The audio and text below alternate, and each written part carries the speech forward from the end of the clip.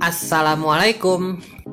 Saat ini kita memasuki era kendaraan listrik atau electric vehicle seiring dengan cepatnya perkembangan dan pengembangan teknologi. Kendaraan listrik atau electric vehicle atau yang biasa juga disebut EV merupakan bentuk penggunaan energi baru terbarukan dan energi bersih ramah lingkungan. EV menggunakan komponen baterai sebagai tempat penyimpanan energinya yang merupakan komponen sangat penting dan vital bagi kendaraan listrik. Selain itu, baterai mobil listrik merupakan komponen paling mahal dari kendaraan listrik, yakni mencapai 35-40% dari harga mobil.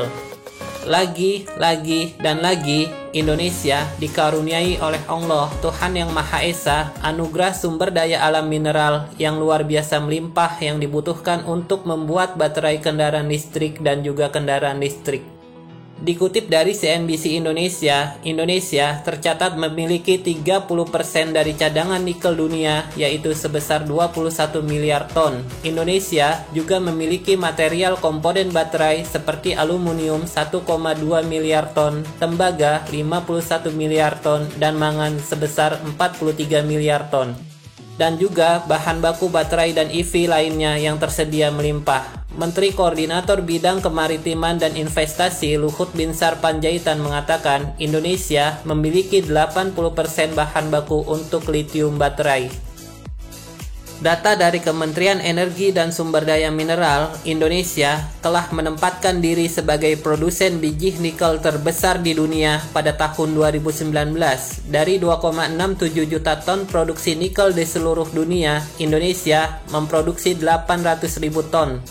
Jauh mengungguli Filipina yang memproduksi 420.000 ton, Rusia 270.000 ton, dan Kaledonia Baru 220.000 ton. Melihat potensi nikel dan bahan baku baterai dan kendaraan listrik yang melimpah dan sedemikian besar, pemerintah Indonesia berambisi menjadikan Indonesia sebagai raja baterai kendaraan listrik dunia. Indonesia akan membangun pusat industri sel baterai kendaraan listrik terintegrasi pertama di dunia dari hulu sampai hilir. Mulai dari pabrik pertambangan, smelter, hingga pabrik produksi katoda, prekursor, baterai sel, baterai pack, produk energy storage, baterai stabilizer, dan juga recycle atau pendaur ulang baterai.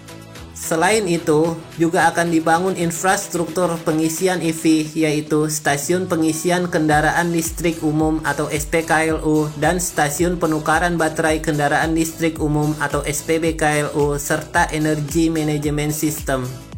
Dasar pijakan pemerintah dalam rangka proses percepatan proyek EV baterai nasional adalah Perpres nomor 55 tahun 2019 tentang percepatan program kendaraan bermotor listrik berbasis baterai atau baterai electric vehicle untuk transportasi jalan yang ditetapkan pada 8 Agustus tahun 2019. Nilai investasi proyek EV baterai pun tak main-main. Ketua Tim Percepatan Proyek Baterai Kendaraan Listrik atau EV Baterai Agus Cahayana Wirakusuma mengatakan nilai investasi untuk mengembangkan industri baterai kendaraan listrik dari hulu sampai hilir dengan kapasitas sel hingga 140 GWh membutuhkan dana sekitar 13,4 miliar US dollar hingga 17,4 miliar US dollar atau sekitar 182 triliun rupiah hingga 238 triliun rupiah. Agus Cahayana menuturkan Indonesia punya potensi paling besar di antara negara-negara ASEAN untuk bisa membangun ekosistem industri kendaraan listrik. Hal itu karena selain memiliki cadangan mineral sebagai bahan baku baterai kendaraan listrik yang sangat besar, pasar otomotif Indonesia juga merupakan yang terbesar di kawasan ASEAN. Untuk mewujudkan ambisi tersebut, pemerintah membentuk konsorsium BUMN atau Holding Industri Baterai Kendaraan Listrik, yaitu Indonesia Battery Corporation atau IBC yang khusus menangani hal tersebut. Indonesia Battery Corporation diresmikan secara langsung oleh Menteri BUMN Erick Thohir pada Jumat 26 Maret 2021.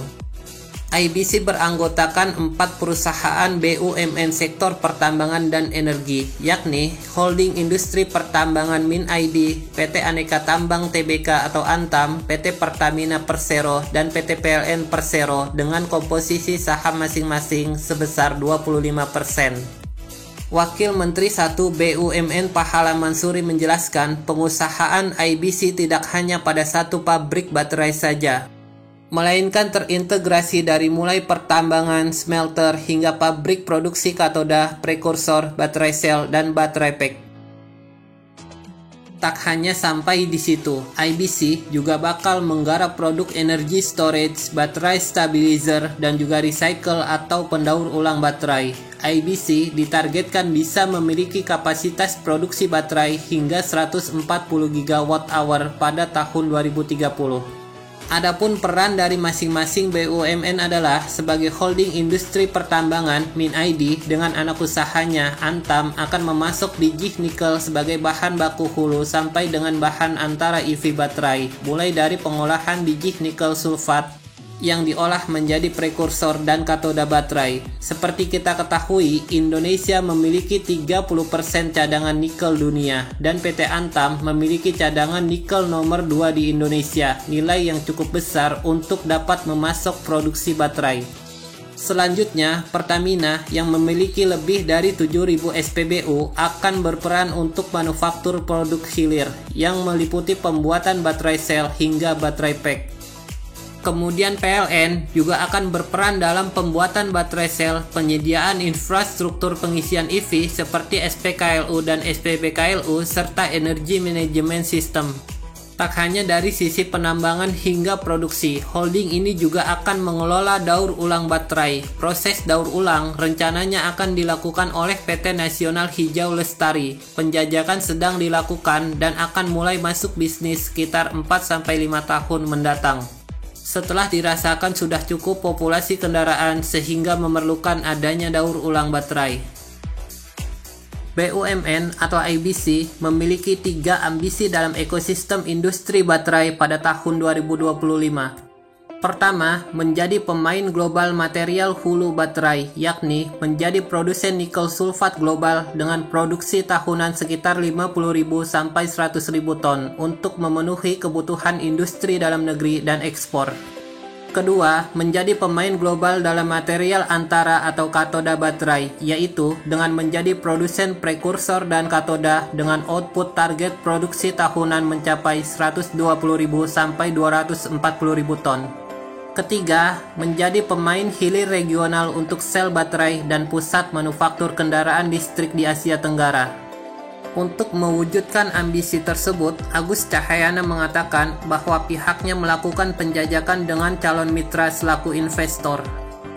Dari proses penjajakan calon mitra untuk gelombang 1, terdapat 7 grup perusahaan yang memenuhi kriteria, antara lain CATL, LG Energy Solution, Tesla, Hyundai, BYD, Samsung, dan Panasonic. Dan dari hasil penjajakan, dikutip dari kontan.co.id, Kepala Badan Koordinasi Penanaman Modal atau BKPM, Bahlil Lahadalia mengemukakan pemerintah dan salah satu unit perusahaan Korea Selatan LG Group, yakni LG Energy Solution, telah menaikkan nota kesepahaman atau Memorandum of Understanding atau MOU proyek investasi EV baterai senilai 9,8 miliar US dollar atau sekitar 142 triliun rupiah pada Jumat 18 Desember 2020. Investasi tersebut mencakup investasi di seluruh rantai pasokan EV, mulai dari tambang, smelter, prekursor, katoda, mobil, hingga fasilitas daur ulang akan dibangun di Indonesia. Berdasarkan MOU, setidaknya 70% biji nikel yang digunakan untuk memproduksi baterai EV harus diproses di Indonesia. Dikabarkan juga, perusahaan asal Cina, yakni Contemporary Amperex Technology atau CATL, juga berminat untuk investasi membangun pabrik baterai di Indonesia dengan nilai investasi 5 miliar US dollar. Kedua perusahaan tersebut merupakan 2 perusahaan baterai kelas kakap dunia. Bahkan, keduanya menguasai 55% pasar baterai dunia, dengan CATL merupakan yang terbesar di dunia dan LG nomor 2-nya. Selain LG dan CATL, pemerintah juga menjajaki komunikasi dengan produsen mobil listrik Tesla Incorporation. Meski Tesla sudah hampir final untuk membangun pabrik mobil listrik di India, pemerintah Indonesia tetap melakukan komunikasi dengan Tesla. Hal tersebut karena bidang yang dibahas berbeda. Penjajakan yang dilakukan dengan Tesla adalah untuk investasi di bidang baterai kendaraan listrik atau sistem penyimpanan energi. Di samping itu, Menteri BUMN Erick Thohir mengungkapkan bahwa IBC cukup terbuka untuk bekerja sama dengan berbagai pihak, dan saat ini penjajakan terus dilakukan, diantaranya dengan perusahaan-perusahaan asal Amerika Serikat, Jepang, Korea, Cina, hingga Eropa.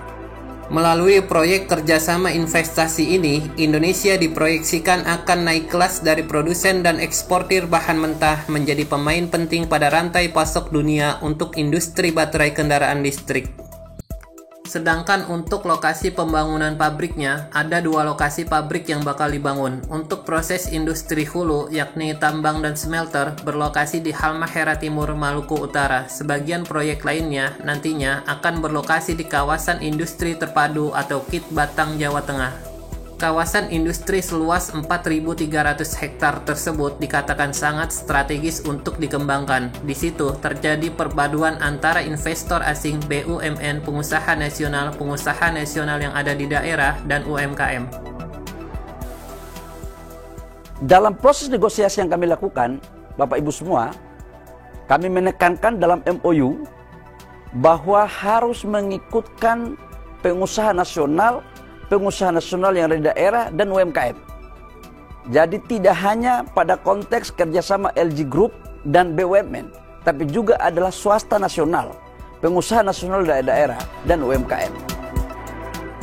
Pada tahap awal, produksi baterai ditargetkan dapat mencapai 10-30 GWh. Produksi ini diharapkan terus meningkat ke depan sampai tahun 2030 bisa mencapai 140 GWh.